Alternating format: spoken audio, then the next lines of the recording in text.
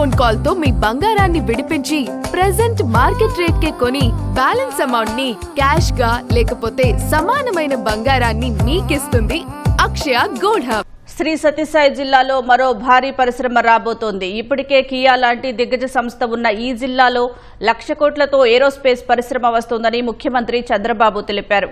బెంగళూరులో విస్తరణకు అవకాశం లేకపోవడంతో ఏరోస్పేస్ పరిశ్రమ శ్రీ సత్యసాయి జిల్లా వైపు చూస్తోందన్నారు. అక్కడ డ్రోన్, ఏరోస్పేస్, డిఫెన్స్ క్లస్టర్లు వస్తాయని వెల్లడించారు. ఉద్యోగ నియామకాలపై వైసీపీ విష ప్రచారాన్ని తిప్పికొట్టాలని సీఎం పిలుపునిచ్చారు.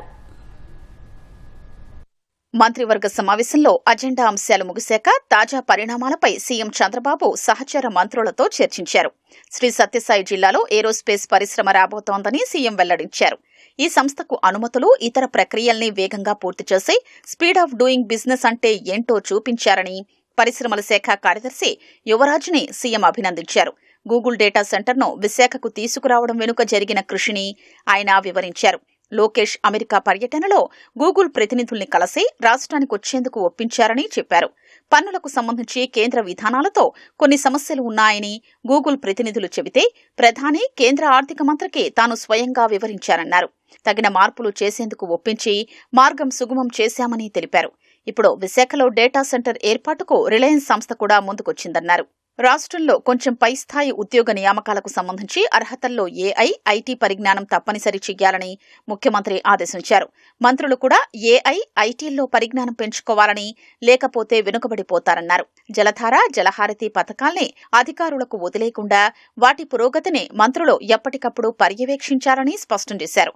రాజధాని అమరావతిలో జరుగుతున్న అభివృద్ధిని చూడలేక వైసీపీ విషం కక్కుతోందని సీఎం మండిపడ్డారు. రాజధాని నిర్మాణ వ్యయంపై వైసీపీ తప్పుడు ప్రచారం చేస్తూ ప్రజల్లో వ్యతిరేక భావనలు రేకెత్తించేందుకు కుట్ర చేస్తోందని, దాన్ని గట్టిగా తిప్పికొట్టాలని సూచించారు.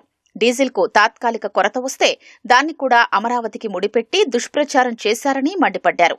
ఇలాంటి తప్పుడు ప్రచారాల్ని తిప్పికొట్టాల్సిన బాధ్యత మంత్రులదేనని స్పష్టం చేశారు.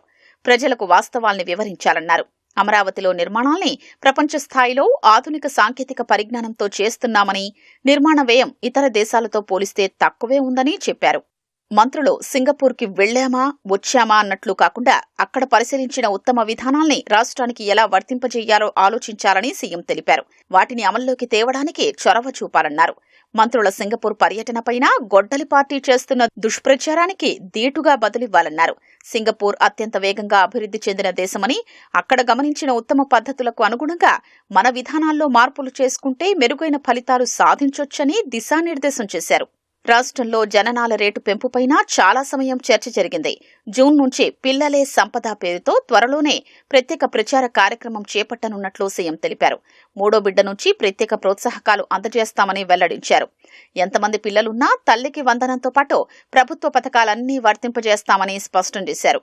కేబినెట్ అజెండా సమావేశానికి ముందే బయటకు వెళుతోందన్న ఫిర్యాదులు రావడంతో తొలిసారి మంత్రులకు వర్చువల్ ప్రైవేట్ నెట్వర్క్ VPN ద్వారా అజెండా సర్క్యులేట్ చేశారు. ఢిల్లీలో కొత్తగా నిర్మించే ఏపీ భవన్ నమూనాలపై పురపాలక శాఖ ముఖ్య కార్యదర్శి సురేష్ కుమార్ మంత్రులకు ప్రెజెంటేషన్ ఇచ్చారు.